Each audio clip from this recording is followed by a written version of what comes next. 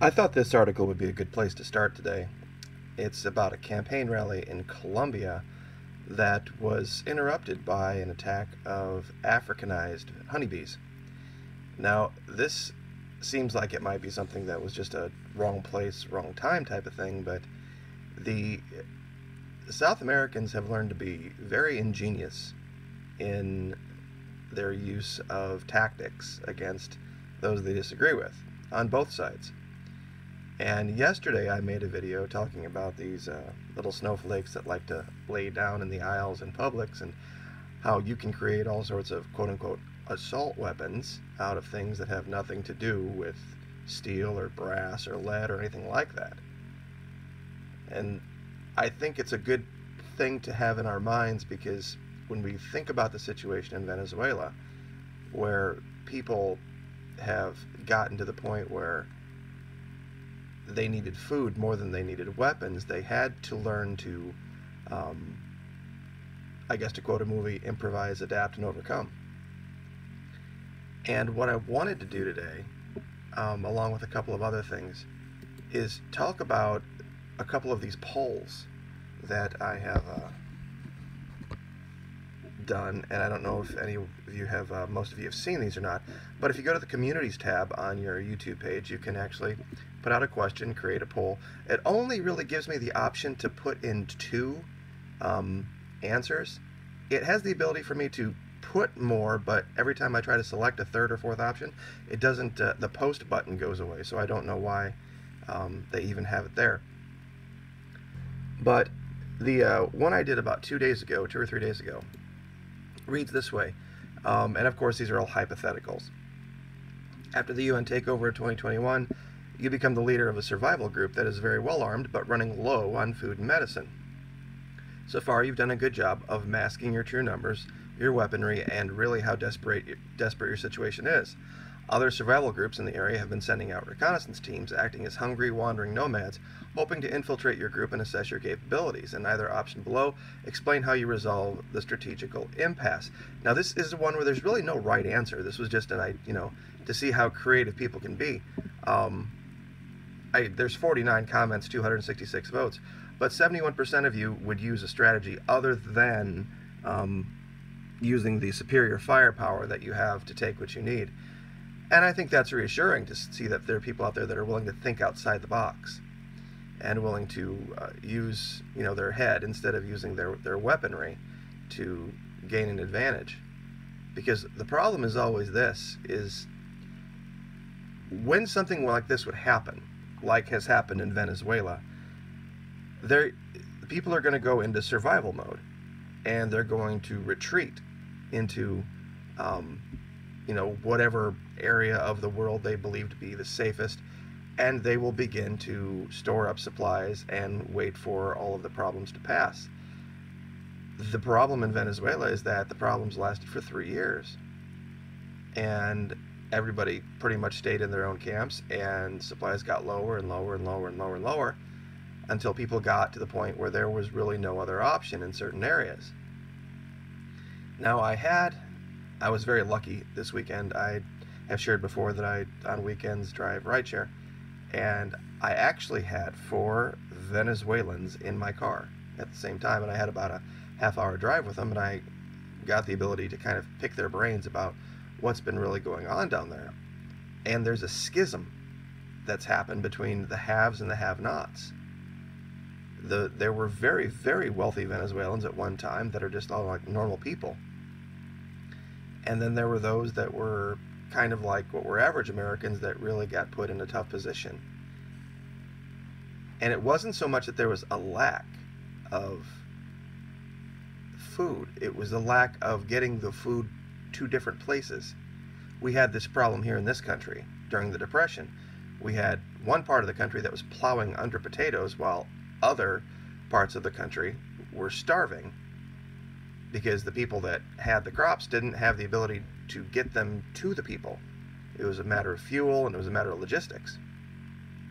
So there's always going to be these issues, and if we're going to be going into a place in our country where we're going to have to ask ourselves the questions about freedom and liberty, and if things would ever get bad, I think it's a good exercise, these polls, just to have people. It's not about, one side winning or, the right or the wrong answer, but about thinking about the idea. And I could encourage anybody to go to, you can go to my page and just click community, and you can go through all of these polls, and you can ask yourself these questions. And if you have a survival group, you can go through these and, put them to your survival group and use them as discussion points. But the last thing I want to leave with today is there's a perception problem that Americans have with Latin America. And having lived and served down there, it's a hard thing to relate. I hear conservatives in America talking about how we need to close the border and we need to stop bringing these people in because all the Democrats are trying to do is to offer them all this free stuff so that they vote for Democrats. Nothing would be further from the truth once they got here. You see, they might initially think, wow, these Democrats are great and these Republicans are horrible. Wait until the first time one of these liberal snowflakes tries to tell a Latina mom she can't spank her kid. Wait till the first time they see a Democrat run down the idea of being a Christian, or going to church on Sunday, or attack Christian moral values. That'll be the end of their association with the Democratic Party. You don't play with these people. They're incredibly socially conservative. If the conservatives in this country were smart, they'd be down on the border with giant signs saying, "Welcome to America, come on in," and bring them in, and there would be this giant wave of conservative voters in this country. And I think you would be very shocked to see how a lot of people that have come here illegally, who have come here from Latin America, how they actually vote.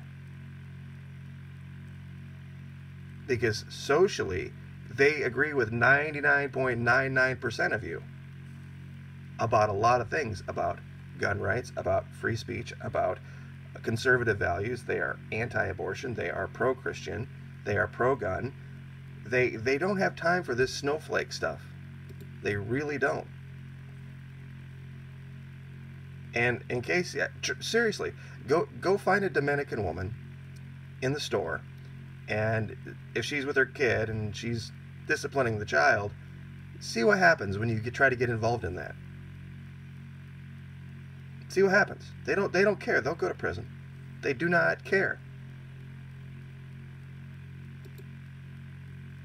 And they raise their kids fundamentalist Christian values exclusively.